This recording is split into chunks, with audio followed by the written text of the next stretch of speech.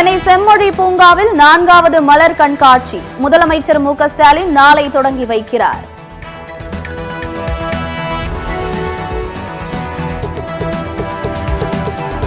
அரையாண்டு விடுமுறை முடிந்து நாளை பள்ளிகள் திட்டமிட்டபடி இயங்கும். விடுமுறை நீட்டிக்கப்படும் என வெளியான தகவலுக்கு பள்ளிக்கல்வி இயக்குநரகம் மறுப்பு.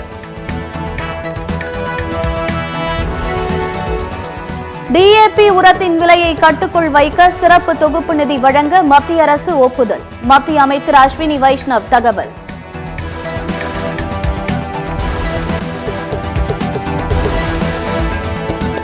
நடிகர் ரஜினிகாந்துடன் முன்னாள் முதல்வர் ஓ பன்னீர்செல்வம் சந்திப்பு. சென்னை போயஸ் தோட்டத்தில் உள்ள இல்லத்தில் சந்தித்து புத்தாண்டு வாழ்த்து.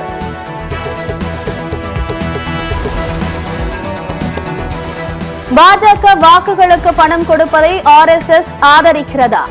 RSS தலைவர் மோகன் பகவத்திற்கு ஆம் ஆத்மி கட்சியின் ஒருங்கிணைப்பாளர் அரவிந்த் கெஜ்ரிவால் கடிதம். ஜிப்மர் மருத்துவமனை இயக்குநர் ராஜேஷ் அகர்வாலின் பணிக்காலம் நிறைவு. மூத்த பேராசிரியர் கௌதம் ராய் தற்காலிக இயக்குநராக நியமனம். அண்ணா பல்கலைக்கழக மாணவி பாலியல் வன்கொடுமை வழக்கு உச்சநீதிமன்றத்தில் பாஜக சார்பில் கேவியட் மனு தாக்கல்.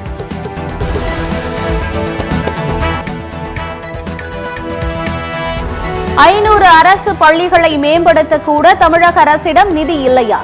கல்வித்துறைக்கு ஒதுக்கப்பட்ட நிதி எங்கு செல்கிறது என்று அண்ணாமலை கேள்வி.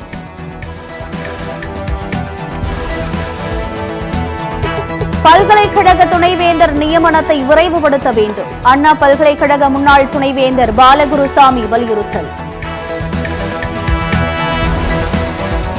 தமிழகத்தில் 13 புதிய நகராட்சிகள் உருவாகிறது. 25 பேரூராட்சிகள் 16 மாநகராட்சிகளை விரிவாக்கம் செய்யவும் அரசாணை வெளியீடு.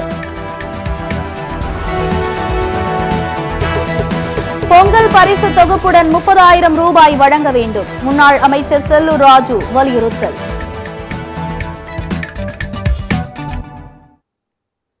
(2026) கண்டிப்பாக அதிமுக ஆட்சி அமையும்.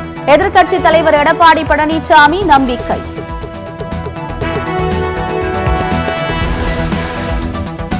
அரசு பள்ளிகளை தனியாருக்கு தாரை வார்க்கும் முயற்சியை தமிழக அரசு கைவிட வேண்டும். CPM மாநில செயலாளர் பாலகிருஷ்ணன் வலியுறுத்தல்.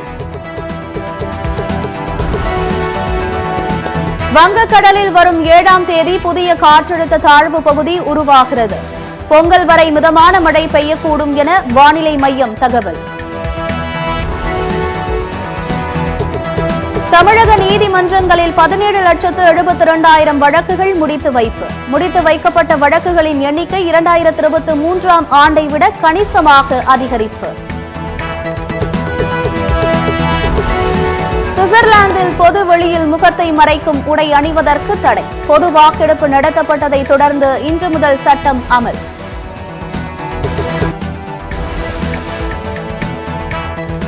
ICC டெஸ்ட் தரவரிசை வரலாற்றில் ஜஸ்பிரீத் பும்ரா புதிய சாதனை. தரவரிசையில் அதிக புள்ளிகள் பெற்ற இந்திய டெஸ்ட் பந்து வீச்சாளர் என்ற பெருமையை பெற்றார்.